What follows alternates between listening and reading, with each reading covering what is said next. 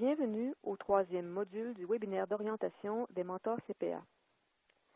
Vous avez appris dans les deux premiers modules comment vous préparer à la relation de mentorat et ce qu'il faut faire pour amorcer cette relation avec le futur CPA. Vous êtes maintenant prêt à la consolider. Rappelez-vous que vous devez suivre les 5 modules d'orientation dans l'ordre. Ensemble, les 5 modules vous aideront à comprendre en quoi consiste le mentorat d'un futur CPA. Rappelez-vous du cadre du mentorat CPA que nous vous avons présenté précédemment. Le présent module porte sur l'étape de la consolidation, durant laquelle vous et le futur CPA continuerez à resserrer les liens de confiance pour asseoir votre relation. Comme nous l'avons mentionné dans le module précédent, si vous travaillez dans la même organisation que le futur CPA ou que vous avez déjà établi un rapport avec lui, vous ne passerez pas beaucoup de temps à faire connaissance. Une première rencontre pourrait suffire. Pour les autres, cette étape pourrait exiger 2 ou 3 rencontres au cours des 6 premiers mois de la relation. Dans le présent module, nous présumons que vous devrez tenir au moins 3 réunions durant les 6 premiers mois. Vous pourrez adapter vos activités de mentorat en conséquence si ce n'est pas le cas.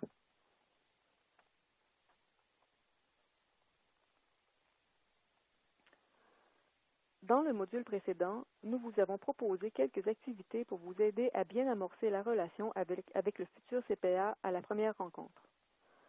Pour renforcer cette relation au cours des 2 rencontres suivantes, vous pourrez poursuivre les activités amorcées à la rencontre initiale, surtout si vous ne les aviez pas terminées ou si vous et le futur CPA ne vous connaissez pas bien. Vous devrez aussi vous initier au dialogue de mentorat et comprendre l'importance du modèle « Quoi »,« Quand ressort-il » et par la suite, des techniques narratives et des aptitudes d'écoute et d'interrogation.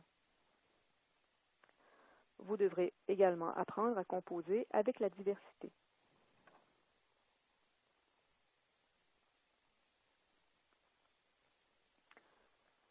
À la 2e rencontre, ou peut-être à la 3e, vous devrez terminer le plan d'apprentissage et l'entente de mentorat si vous ne l'avez pas fait à la première rencontre. Si ces documents sont déjà prêts, il peut être utile de revoir le plan et de définir comment vous travaillerez ensemble. Des modèles du plan d'apprentissage et de l'entente de mentorat sont accessibles au Centre des mentors CPA. Vous pourriez aussi, ensemble, faire de nouveaux exercices pour renforcer les liens de confiance, consolider le rapport établi et mieux vous connaître. Vous trouverez au Centre des mentors CPA divers exercices à cette fin. À cette étape d'établissement des liens de confiance et de consolidation de la relation, vous pourriez commencer à avoir des conversations de mentorat dès la 2e ou la 3e rencontre. En plus d'ancrer plus solidement la relation, ces conversations vous permettront de mettre en pratique vos compétences en matière de narration, d'écoute et d'interrogation avant de passer à des discussions plus stratégiques sur le perfectionnement des compétences du futur CPA au moyen de l'outil de production des rapports de stage ou l'OPRS. Nous aborderons ces questions au 4e module d'orientation. Entre-temps, avant les rencontres 2 et 3, vous pourriez demander au futur CPA de choisir un sujet qui sera au cœur de vos discussions lors de ces rencontres. Notez que chaque conversation de mentorat commence par une discussion générale qui permet d'établir le rapport. Vous passerez ensuite à un sujet précis de mentorat inspiré des questions du futur CPA. Vous écouterez, vous poserez des questions et, à la lumière de votre propre expérience, vous tenterez d'amener le futur CPA à préciser sa pensée et à se remettre en question. Au fil de la conversation, vous aiderez le futur CPA à prendre de l'assurance et à s'ouvrir l'esprit en explorant diverses options et de nouvelles actions. Vers la fin de la conversation, vous déterminerez les étapes à venir et confirmerez la prochaine rencontre. Pour simplifier les choses, nous avons présenté cette conversation comme s'il s'agissait d'un processus linéaire. Mais en réalité, la conversation de mentorat est beaucoup plus sinueuse. Gardez cela en tête lors de vos discussions avec le futur CPA.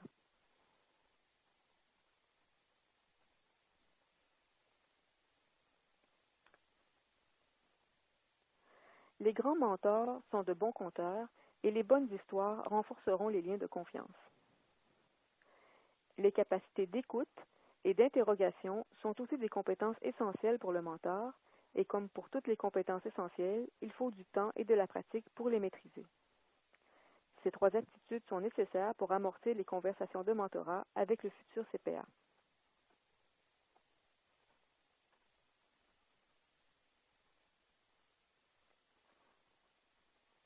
À partir du sujet choisi par le futur CPA, vous pourriez vous inspirer de votre propre expérience et trouver une histoire pertinente à partager à la rencontre suivante. Nous avons mis au point un outil pour vous aider à perfectionner vos aptitudes narratives. Vous le trouverez au Centre des mentors CPA.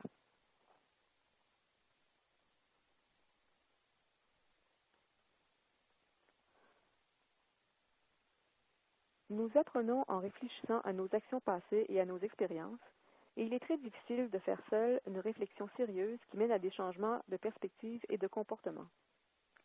Les conversations de mentorat sont essentiellement une réflexion dirigée qui donne l'occasion de s'améliorer par la narration, l'écoute et l'interrogation.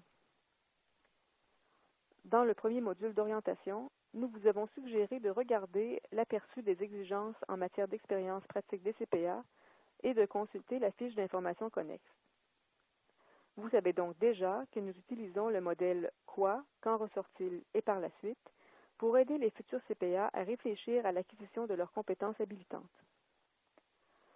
Ce modèle constitue également un cadre utile pour amener le futur CPA, par les conversations de mentorat, à réfléchir à ce qui se passe, à mieux comprendre les choses et à adopter de nouveaux comportements.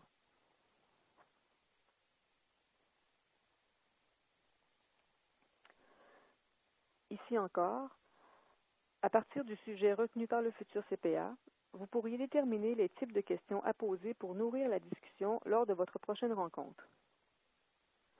Nous avons créé un webinaire facultatif qui vous aidera à accroître vos capacités d'écoute et d'interrogation.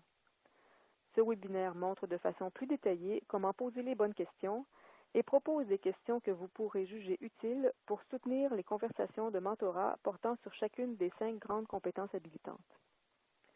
Vous trouverez ces outils au Centre des mentors CPA.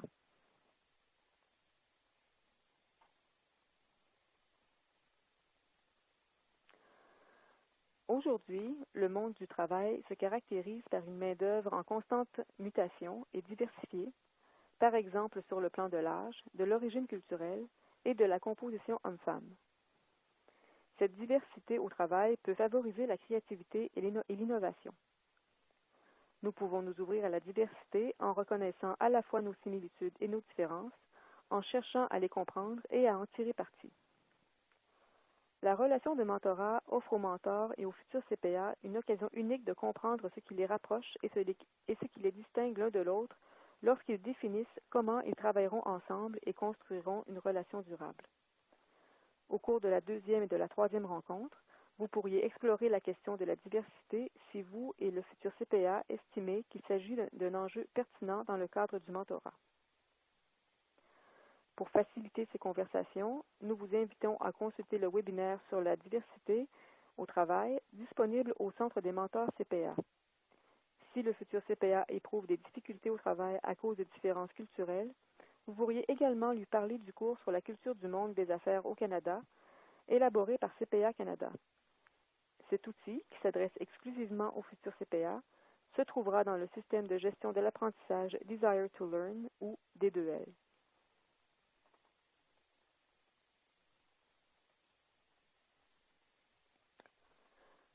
Nous vous avons présenté, dans le présent module d'orientation, un certain nombre de ressources utiles, dont une feuille de travail pour le plan d'apprentissage et une autre pour l'entente de mentorat, 5 exercices pour consolider la relation,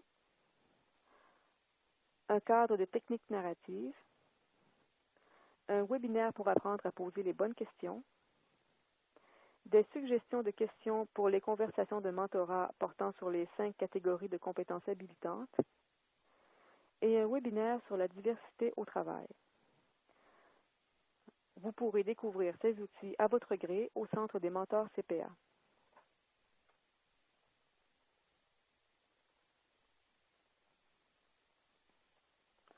Nous arrivons à la fin du troisième module de l'orientation des mentors. Passons maintenant à un exercice pour vous aider à comprendre certains sujets abordés jusqu'à présent. Lesquels des énoncés suivants sont vrais? A. Le modèle quoi, quand, où, pourquoi, comment, qui est le cadre suggéré pour les conversations de mentorat. B. L'écoute et l'interrogation sont des compétences essentielles pour le mentor. C. À la deuxième rencontre, le mentor et le futur CPA doivent traiter toutes les questions laissées en suspens après la première rencontre. D. Il faut éviter la diversité dans les relations de mentorat. E. Les énoncés B et C sont vrais. La bonne réponse est E. Les énoncés B et C sont vrais. L'écoute et la capacité de poser les bonnes questions sont des compétences essentielles pour le mentor et nous recommandons au mentor et au futur CPA de régler à la deuxième rencontre toutes les questions laissées en suspens. L'énoncé A est incorrect. Nous proposons, pour les conversations de mentorat, le modèle quoi, quand ressort-il et par la suite, et non le modèle quoi, quand, où, pourquoi, comment et qui. L'énoncé D est faux, puisque nous encourageons le mentor et le futur CPA à s'ouvrir à la diversité et non à l'éviter.